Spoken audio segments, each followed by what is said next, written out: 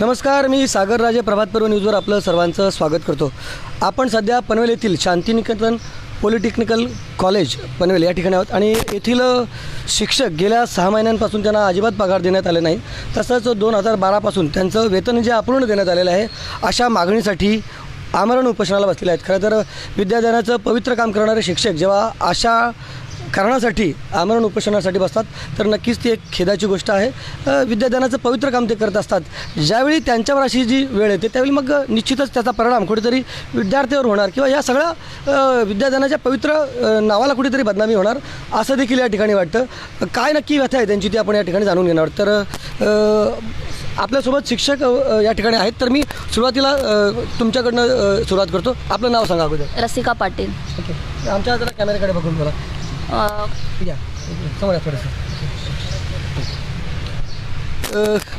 गेल्या 2012पासून या ठिकाणी तुम्हाला पगार जो अपूर्ण दिला जातो असा तुमचा आरोप आहे आणि गेल्या 6 महिन्यापासून तुम्हाला पगारच दिला जात नाही आणि शेवटी कंटाळून तुम्ही या ठिकाणी उपोषणाला बसले आहेत असा तुमचा आरोप आहे. सगळी स्टोरी सांगा मला, नक्की काय झाली अगोदर सांगा तुमचं. माझं नाव रसिका पाटील. मी इथे शिक्षकेतर कर्मचारी म्हणून काम करते.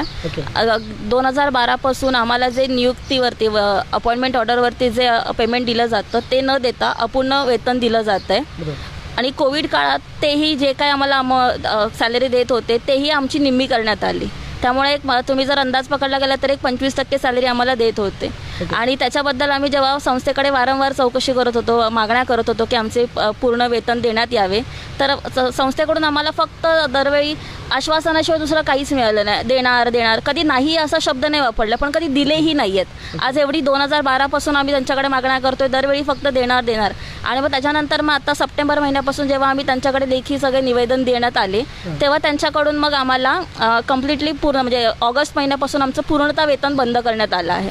ह्या आता ऑगस्ट 2021पासून आमचं पूर्ण वेतन बंद करण्यात आलं आहे आणि त्याच्याबद्दलसुद्धा आम्ही जेव्हा मागणी करतो तर आम्ही त्याच्यासाठी DT आणि MSBT हे आमचे बोर्ड आहेत यांच्याकडे जेव्हा तक्रारी केल्या की आमचे वेतन दिले जात नाही आहे तर तेव्हाही त्यांनी जेव्हा त्यांच्याकडून समिती बसवल्या होत्या, 2 ते 3 समिती येऊन गेल्या, तर त्या समितीनेही त्यांनी असं लिहून दिलं होतं की 15 डिसेंबरपर्यंत आमचे संपूर्ण वेतन करण्यात येईल. आणि त्याच्याबद्दल जेव्हा आम्ही विचारणे करण्यासाठी गेलो 1 जानेवारीच्या वेळेस आम्ही जेव्हा त्यांच्याकडे विचारायला गेलो की आमचं वेतनासंदर्भात काय, तर आम्हाला सांगण्यात आलं की तुम्हाला कामावर ठेवलेलंच नाही आहे. हां, तुमचं वेतन हे देणारच नाही. तुम्ही जिथे जिथे तक्रारी केल्या त्या मागे नाही घेतल्या तर तुम्हाला कम्प्लिटली तुम्हाला त्याचे वाईट परिणाम भोगावे लागतील. हे अशा प्रकारे आम्हाला त्यांच्या संस्थेत चालकांचे जे PA आहेत योगीराज कदम यांच्यामार्फत आम्हाला धमकवण्यात आलं. पण ही संस्था जी आहे ही नक्की कुणाची आहे ते सांगू शकाल? सर, हे नायगाव मतदारसंघाचे भाजपाचे आमदार आहेत श्री राजेश पवार सर यांची आहे.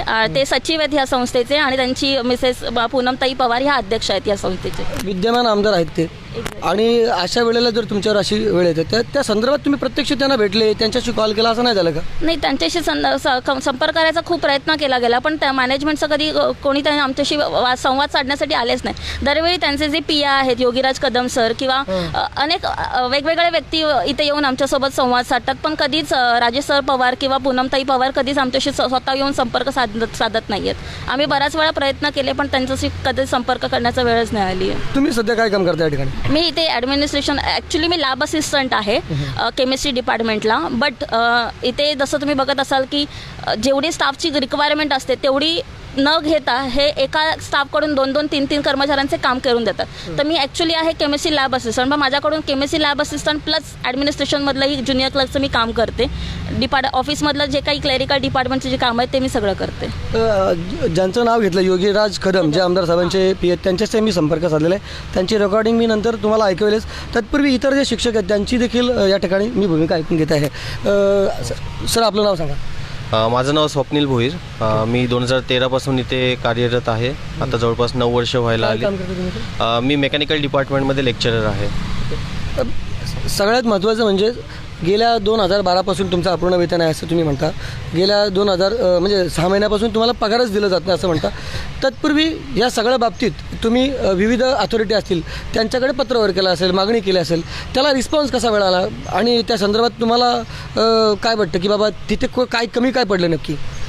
आता गेल्या 6 महिन्यापासून आम्ही प्रत्येक ऑथॉरिटीकडे म्हणजे DT MSBT ह्यांच्याकडे प्रॉपरली मेल करून आणि निवेदनाद्वारे आम्ही अर्ज केलेला आहे. त्यांच्या थ्रू 2 कमिटी इथे कॉलेजमध्ये येऊन सुद्धा गेलेले आहेत. दोन्ही कमिटींच्या वेळेला Yogiraj Kadam as a management representative म्हणून इथे उपस्थित होते. दोन्ही वेळेला त्यांनी कुठल्याही पद्धतीचे डॉक्युमेंट्स समितीला दिले नाहीत. उलट दुसऱ्या कमिटीच्या वेळेला आम्हाला कमिटी गेल्यानंतर धमकावण्याचे प्रकार करण्यात आले की तुमची तक्रार मागे घ्या, नाही तर तुम्हाला कुठलंही पेमेंट भेटणार नाही. म्हणजे जवळपास आता 6 महिने झालेत तुमचा पगार आम्ही थांबवून ठेवलेला आहे आणि हीच पद्धत अशीच चालू राहील. तुम्ही कुठेही जा, कुठेही तुम्ही तक्रार करा किंवा काहीही करा, आम्हाला काहीच फरक पडत नाही. आत्तासुद्धा आम्हाला अशाच धमक्या येत आहेत की तुम्ही जॉब सोडू शकता, तुमचे पैसे तर भेटणारच नाही आहेत. म्हणजे थोडक्यात आम्हाला काढून टाकल्यासारखंच आता प्रकार घडत आहे. तर इथे आता सगळं जे आपण जो सगळं इथे शिक्षक वृंद बसलेले आहेत त्यांचा किती संख्या किती आहे, किती लोकांना पगार मिळाला नाही नक्की, आणि इतर कोणाला पगार मिळतो का, तुम्हालाच मिळाला नाही सर नक्की काय?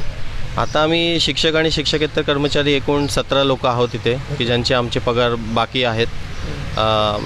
आणि जवळपास आता इथे आधी खूप सारे स्टाफ होते पण जवळपास सगळ्यांचीच हॅरॅसमेंट करून किंवा कंटाळून काही जण आता लॉकडाऊन पिरियडमध्ये निघून गेले.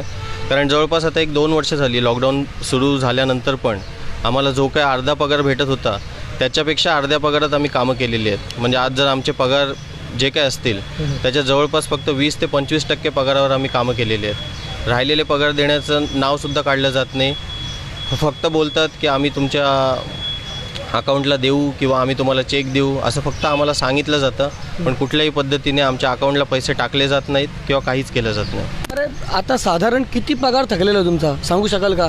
एखाद दुसराचा ॲव्हरेज म्हणजे उदाहरण घ्यायचं तर तुमचा किती पगार आहे अजून बाकी? आता आमचा नेमणुकीपासून सध्याचा जर पगार हे केला तर जवळपास 20 ते 25 लाख रुपये आमचा पगार बाकी आहे. तुमचा एकट्याचा? म्हणजे असं 20 ते 25 लाख एकट्याचा पगार या ठिकाणी बाकी आहे. असं तुमचा मॅडम किती बाकी साधारणतः एक 6-7 लाख असेल, असं काउंट नाही केलं पण 6-7 लाखापर्यंत असणार. मग मधल्या काळात शेवटचा पगार तुम्हाला किती दिला होता, कुठल्या महिन्यात तो आठवण आहे का तुम्हाला? जुलै 2021चा पगार झाला होता आणि तो 15,000 रुपये फक्त पगार आम्हाला देण्यात आला होता. 25% म्हणजे दिला तो 25% आहे. ओके, बरोबर. 25% तुम्ही बोला आता कोणी आता या ठिकाणी तुम्ही यांच्या मागची क्रोनॉलॉजी कशी आहे? कॅमेरा आपल्याकडे समोर आहे थोडंसं. ॲक्च्युली यांनी काय नाव काय करतात, तुमचं? मी Amol Deshmukh HOD mechanical department आहे. आता ॲक्च्युली यांची स्ट्रॅटेजी कशी होती, पहिल्यापासून आपण ऑर्डर दिली, सर्व दिलं आणि सांगितलं की तुमची पेमेंट आता पहिल्यांदा स्कॉलरशिपचे प्रॉब्लेम होते, ते प्रॉब्लेम मिटल्यानंतर आपण देऊ. आणि त्या काळात स्टार्टिंगच्या काळात खरंच प्रॉब्लेम होते, त्याच्यामुळे आम्ही मान्य करत होतो की बाबा येईल. पण 2015च्या वेळेस सगळे मागचे स्कॉलरशिपचे प्रॉब्लेम सॉर्ट आऊट झाले, सर्व झाले आणि आम्ही या खुशीत होतो की आता स्कॉलरशिप आली, आपली आता पेमेंट पूर्ण मिळेल, सर्व आपल्याला भेटेल. पण आम्ही सुद्धा नंतर काही दिवस वाट पाहिली पण आमच्या अकाउंटला आले नाहीत पैसे. आम्ही ज्यावेळेस विचारणा करायला गेले का त्यावेळेस एवढं चांगलं उत्तर दिलं की नाही, आपलं कॅल्क्युलेशन चालू आहे, आपलं कॅल्क्युलेशन झालं की तुम्हाला पैसे आपण देऊन टाकू. मग याच्यात आणखी 2-3 महिने गेले. मग त्याच्यात म्हणले आपलं खूप जुनं कॅल्क्युलेशन असल्यामुळे आपल्याला HR नेमणूक करावं लागेल. मग त्यावेळेसपासून एक HR नेमणुकीची एक ट्रेंड चालू झाला. तो HR याचा 2 ते 3 महिने काम करायचा, काम फायनल झालेलं असं दिसलं तो HR गायब व्हायचा. नंतर मॅनेजमेंटला विचारण्यात आलं तर काय सांगायचं त्यांच्याकडून, तो HR आपल्याला काही डॉक्युमेंट्स न देता तसाच निघून गेला. असं 3-4 HR झाले, त्याच्यात 1-2 वर्ष निघून गेले. मग नंतर एक HRचे आमच्याच HR आला होता, त्यानं सगळे कामं केल्यानंतर आमचीही मैत्री झाली होती त्याच्यावर. मग त्याच्याकडून आम्हाला कळालं की काम पूर्ण झालं, सगळं फिगर आऊट झालं की ह्यांनी त्यांना सांगतात की तू काहीही करू नको, त्याला 2 महिन्याचे ॲडव्हान्स पेमेंट देऊन घरी बसायला सांगतात. तो येतच नाही इथं. आणि त्याच्यानंतर आता जस्ट लॉकडाऊनच्या काळात जे आधी 50% पेमेंट होते, लॉकडाऊनच्या काळात त्याच्यातही 50% कट केली. म्हणजे त्यावेळेस लॉकडाऊनपासून 25%च पेमेंट देण्यात आली आम्हाला. आम्ही तसंच काढले दिवस. आता लॉकडाऊनचा पिरियड होता, हे होतं आणि जेन्युइन पैसा आलेला नसेल असं वाटत होतं, त्याच्यामुळे काहीही वाटत नव्हतं. या संस्थेव्यतिरिक्त इतर कुठे संस्था आहेत का यांच्या सर, म्हणजे या कॉलेज व्यतिरिक्त इतर कुठे आहेत का? आता या संस्थेमध्ये इथे पनवेलमध्ये आमचं एक पॉलिटेक्निक येतं आणि साईडला एक शाळा आहे शांतिनिकेतन पब्लिक स्कूल म्हणून. माझ्या माहितीमध्ये तरी इतक्याच आहेत. आणि नांदेड तिथे काय परिस्थिती? सध्या फक्त आमचाच पगार थांबवला जातो आहे आणि आमचीच हॅरॅसमेंट केली जाते आणि बाकी सगळ्या संस्थांमध्ये कदाचित त्यांचा पगार होत असेल. तुम्ही लोक या ठिकाणी काम करत असताना हे सगळं प्रेशर असतं डोक्यावर, अजून पगार मिळत नाही, याचा परिणाम कुठेतरी होणार. विद्यार्थ्यांवर देखील त्याचं दुर्लक्ष होतं. ह्या सगळ्या गोष्टी कबूल करता का तुम्ही? थोडक्यात असं बोला. सर, याबद्दल विद्यार्थ्यांवर हा डेफिनेटली 100% परिणाम होणारच आहे. त्यांचा विचार करूनच आम्ही आमचे पेमेंट थकीत असताना देखील आम्ही आमचं जे काम ज्यावेळेस आंदोलन वापस घेतलं आणि त्याच्यानंतर आम्ही पूर्ण लेक्चर एक्स्ट्रा लेक्चर घेऊन आम्ही पूर्ण सिलेबस कंप्लीट केला. प्रॅक्टिकल आणि थिअरी एक्झामला इथं जे अथॉरिटी बॉडी लागते, प्रिन्सिपल लागतो, तो प्रिन्सिपल नसताना देखील आम्ही आमच्या ह्याच्यावर रिस्कवर आम्ही पूर्ण एक्झाम, कारण एक्झाम जर झालं नसतं तर पूर्ण विद्यार्थ्यांचं 1 वर्ष वाया गेलेलं असतं. ते एक्झामला इथं मॅनेजमेंट कुणीही नव्हतं, इथं काहीही नव्हतं. बोर्डाकडून सुद्धा जे कंट्रोलर आले होते ते एक्झाम चालू झाल्यानंतर 2 दिवसांनी आलेले होते.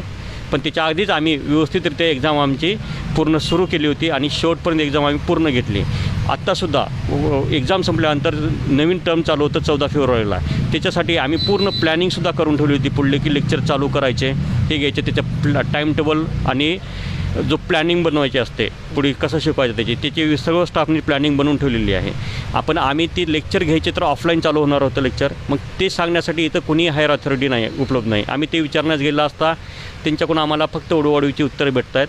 तुम्ही थांबा, तुम्हाला सांगू. आणि आम्हाला कंटिन्युअसली 3 दिवस कॉलेजमध्ये थांबवून घेणार. स्कूलमध्ये खाली बोलवण्यात आलं, तुमचा चेक घेऊन जा आणि चालू करा. आणि खाली स्कूलमध्ये चेक घ्यायला गेल्यानंतर प्रत्येकाला वेगवेगळं बोलून थोडंसं धमकवण्यात आलं त्या ठिकाणी की तुमचा पगार पाहिजे असेल तर तुम्हाला 3 वेगवेगळ्या प्रकारचे हे दिलेले आहेत, बॉन्ड पेपर दिलेत. हे असे बॉन्ड पेपरवर तुम्हाला साईन करावं लागेल असं सांगितलं आहे. पण ह्याच्यातले एक बॉन्ड आम्ही साईन करण्यासुद्धा तयार होतो, पण ह्याच्यातला एक बॉन्ड असा होता की तो अत्यंत चुकीचा होता. कारण त्याच्यात लिहिलं होतं की पूर्ण राईट्स हे मॅनेजमेंटला असतील की हे करायचे. आम्ही ह्या बॉन्डवर सुद्धा साईन करायला तयार होतो. फक्त आमचं एकच म्हणणं होतं की तुमचं जे दिलेलं पेमेंट आहे ते आधी आमच्या अकाउंटला जमा करा. पण ते आम्हाला फक्त कोरे चेक दाखवत होतात. आणि कोऱ्या चेकवर याच प्रकारे आमचे जुने जे प्रिन्सिपल होते रणबीसी सर, म्हणजे आत्तासुद्धा तेच आहेत म्हणून सांगतात तिथं, त्यांना याच प्रकारे फसवण्यात आलेलं होतं. त्याच्यामुळे आम्हाला विश्वास नाही. आमचं एकच म्हणणं आहे की आमचं पेमेंट हे अकाउंटवर जमा व्हावं. कारण याच प्रकारे रणबीसी सरांकडून कुठेतरी त्यांना असं सांगण्यात आलं होतं की तुम्ही घरी बसा, तुम्हाला चेक देण्यात येईल असं काहीतरी, म्हणजे एक्झॅक्टली आयडिया नाही मला, पण त्यांना असं काहीतरी सांगण्यात आलेलं होतं आणि या प्रकारे त्यांना फसवण्यात आलं होतं. मग तशी फसवणूक आमची होऊ नये याच्यासाठी आमचं एकच म्हणणं आहे की तुम्ही अकाउंटला टाका, आम्ही कुठेही साईन करायचं. कारण आम्ही गरीब आहेत सर. कुणीही असं नाही की आज आमचे उपोषणाची वेळ का आलेली आहे, आम्हाला घरी उपाशीच बसायचं होतं आणि इथं येऊनही उपाशीच बसणं आहे. त्याच्यासाठी आम्ही घरी कुणी लक्ष देणार नाही म्हणून इथं येऊन उपोषणाला बसलेले आहेत. तर या ठिकाणी शिक्षक संघटनेचे त्यांचे सहकारी या ठिकाणी अरुण पाटोळे सर आले. पाटोळे सर, तुम्ही या ना थोडंसं इथे या.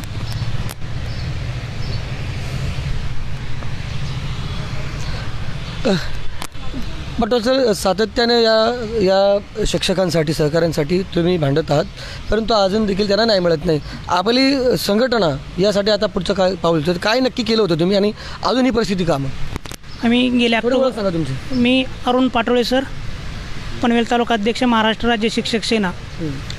आम्ही गेल्या ऑक्टोबर महिन्यामध्ये या ठिकाणी यांना निवेदन देऊन एक आमच्या सेनेच्या मार्फत आंदोलन केलं होतं, मोर्चा काढला होता आम्ही संस्थेवरती. त्यावेळी या संस्थेचा एकही पदाधिकारी या ठिकाणी उपस्थित झाला नाही. पोलीस स्टेशनच्या माध्यमामधून आम्ही त्यांना संपर्क केला होता. फक्त येऊ आम्ही करू आंदोलनाला. आम्ही सर्व मुंबई विभाग, महाराष्ट्र राज्य शिक्षक सेना, कोकणचे प्रांताध्यक्ष आमचे म्हात्रे सर, मुंबई सेनेचे सर्व पदाधिकारी या ठिकाणी उपस्थित राहिलो. इथल्या प्रशासनाला जा विचारण्याचा प्रयत्न केला, पण इथं फक्त ते HR होते आणि HR म्हणायचे मी या ठिकाणी एक साधा नोकर आहे, शिपायासारखा नोकर आहे, मला यातली काही कल्पना नाही. मी त्यांचा कुणी पदाधिकारी इथं यायला तयार नव्हता. तरी अभ्यंकर साहेब, आमचे जम अभ्यंकर साहेब राज्यमंत्री दर्जा आहे, त्यांना अल्पसंख्याक आयोगाचे अध्यक्ष आहेत, त्यांच्यामार्फत आम्ही यांना निवेदन दिली. या संस्थेच्या अध्यक्षांपर्यंत पोहोचण्याचा प्रयत्न केला त्यांनी, पण यांना डेट दिल्या गेल्या आम्हाला की 15 तारखेपर्यंत आम्ही पेमेंट करू.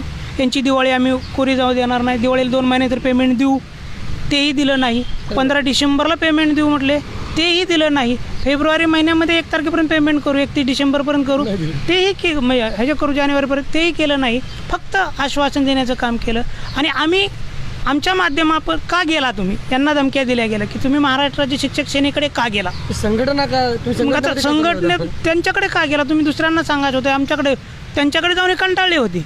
पण यांच्याबाबतची मनामध्ये जे एकदा आम्ही इथं आल्यानंतर पाहिली ही यांची कंडिशन काय होत्या बरोबर. ती बघूनच आमच्या सेनेला असं वाटलं की आपण यांच्यासाठी संघर्ष केलाच पाहिजे आणि शेवटपर्यंत करणार पण आहे. त्यासाठी आम्ही सर्वजण यांना घेऊन एकदा मुंबईला पण गेलो अभ्यंकर साहेबांच्या ऑफिसला, तिथं प्रत्यक्ष भेट घेतली, त्यांना निवेदन दिलं. त्यांनी आयोगामार्फत यातील 2 शिक्षकांसाठी यांना समन्स पण काढली, पहिले हेअरिंग पण केली, त्यालाही कोणी उपस्थित त्यांनी दाद दिली नाही. म्हणजे मगरूर प्रशासन या संस्थेचं आहे. एकीकडे लोकप्रतिनिधी आहेत स्वतः, म्हणजे आमदारांची हे कॉलेज आहे आणि त्यांच्यावर जर अशी वेळ असेल तर मग सामान्य माणसांनी कुणाकडे पाहावं असा या ठिकाणी प्रश्न उपस्थित होतो. त्या ठिकाणी मी आता आहे ना या संस्थेचे जे चेअरमन आहेत, सचिव आहेत, श्री राजेश पवार जे आमदार आहेत, त्यांचे PA योगीराज कदम यांच्याशी कॉलवर संपर्क केला, तर त्यांनी काय उत्तर दिलं ते आपण थोडं ऐकूया आणि नंतर मग परत एकदा त्या संदर्भात आपण इथली शिक्षकांशी देखील बोलूया. एक मिनटं.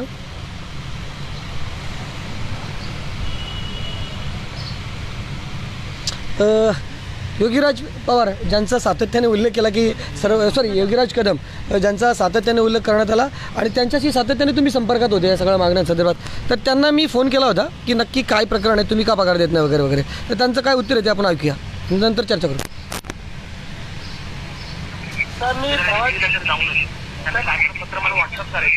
हॅलो ऐकता का सर? ते थोडे कॉलवर होते, पुढे गेल्यानंतर मग मी कॉलवर बोलू. दुसऱ्या फोनवरती बोलत होते, त्याच्यामुळे थोडा वेळ लागला त्यांना कॉल करायला. एक मिनटं.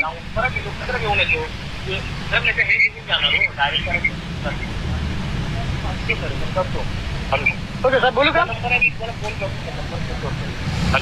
हा सर, नमस्कार. हॅलो, हा बोला की. नमस्कार. मी प्रभात पर्वणीचा कार्यकारी संपादक सागर राजे बोलतोय. तर मी सध्या पनवेलचं जे शांतिनिकेतन पॉलिटेक्निकल तुमचं जे कॉलेज आहे त्या ठिकाणी, तर आपले कॉलेजचे जे शिक्षक आहेत ते आमरण उपोषणाला बसले आहेत. गेल्या 6 महिन्यापासून त्यांना अजिबात पेमेंट दिलं नाही. त्याच्या पूर्वीपासून 2012 पासून त्यांचा पेमेंट थकीत आहे असा त्यांचा आरोप आहे.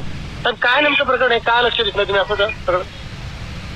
नाही ऍक्च्युअली मी माहिती घेतो एकदा, तुम्हाला सांगतो. तुमचं नाव काय म्हटलंय? सागर राजे. सागर राजे. राजेसाठी तुम्हाला आहे ना सविस्तर माहिती घेतो आणि सांगतो ना सर. तर माझ्या माहितीप्रमाणे तुम्हाला सर्व माहिती मिळालेली आहे, त्यांनी ऑलरेडी पत्रावर केलेलं आहे. तर काहीतरी तुमचे एखादं स्टेटमेंट व्यवस्थित सांगा मला की बाबा मला ते सांगता येईल. आपण यांच्या तर कुणाचा पगार तर आपण कुठला थकीत ठेवलेला नाहीये. ते उपोषणाला बसले 2012 पासून जर उपोषणाला बसले असते नाही बोलतायत आपण तसंच कुठलाच थकीत पगार यांचा आतापर्यंत काही ठेवलेला नाहीये. आणि आम्ही यांच्या वेतनासंदर्भात आम्ही वारंवार बैठका घेत होतो, पण यांनी काही असमर्थता दाखवली आणि कुणाचंच म्हणणं ऐकून घेतलेलं नाही त्यांनी. त्यांच्या अकाउंटला पैसे जमा असतील असं तुमचं म्हणणं आहे? संस्थेचं नाव खराब करण्याचं यांचं चाललेलं आहे आता सगळं एकंदरीत. तुमच्या म्हणण्यानुसार त्यांच्या अकाउंटला पैसे जमा असतील अशी स्टेटमेंट दाखवू शकाल तुम्ही, म्हणजे जर मागितले तर आम्ही? नाही, त्याची मी माहिती घेतो, त्याची सविस्तर माहिती माझ्याकडे नाही, पण जी माझ्याकडे माहिती आहे ती तुम्हाला मी सांगितली. तर तुमचं असं म्हणणं आहे की मुद्दामच इथले शिक्षक या ठिकाणी संस्थेचं नाव खराब करण्यासाठी दुसऱ्यावर होते? हा, संस्थेचं नाव आता बदनाम करण्याच्या ह्याच्यात आता यांनी सांगितलेलं असं मला वाटतं याच्यामध्ये. आणि कोणाचंच ऐकत नाही, गव्हर्नमेंट ऑफिसरचं पण ऐकत नाहीये, काहीच नाही. आता त्यांच्या मनमानी कारभार ते करतायत. तर गव्हर्नमेंट ऑफिसरचं ऐकत नाही म्हणजे काय सांग साहेब? आता ते पण बोलण्यास तयार आहेत, हे करण्यास तयार आहेत, तरी पण हे ऐकत नाही. आता तुम्ही त्यांची बैठक कधी बोलावली होती काय सगळ्या बाबतीत? 3-4 वेळा बैठका झाल्या आमच्या. बैठकीमध्ये असमर्थताच झाली. कोण बैठकीला प्रतिनिधी कोण होता त्यांचा? कोणाचा? ते सगळेच होते की, सगळे स्टाफ होते ते. आणि ऐकण्याच्या आता मनस्थितीत नाही सर. आता माझं म्हणणं आता आपण तरी पण आता काल परवापर्यंत आपण बोलायचा प्रयत्न केला तरी पण ते ऐकत नाहीयेत. आता विषय आहे आता ते बोलतात की मला काय म्हणायचं, माझं सगळ्यात महत्वाचं म्हणणं आहे की तुम्ही पगार दिला नाही की त्यांना घेतला नाही? नाही, आपण तर द्यायला रेडी आहे, ते घेतच नाही तर त्यांना काय करणार आता? तर तुम्ही ते अकाउंटला जमा का केला नाही तुम्ही पगार त्यांचा? कुठला? नाही, आपण द्यायला रेडी आहे ना, ते घ्यायला तर पाहिजे सर. आपण असा विषयच ना, आपण देण्याची भूमिका आहे आपली, अजूनपर्यंत आपण देतोय त्यांना, असा विषय. चालेल सर, थँक्यू. हो, यस. आपलं नाव काय सर? सागर राजे. तर चोराच्या उलट्या बोंबा असा प्रकार आहे या ठिकाणी.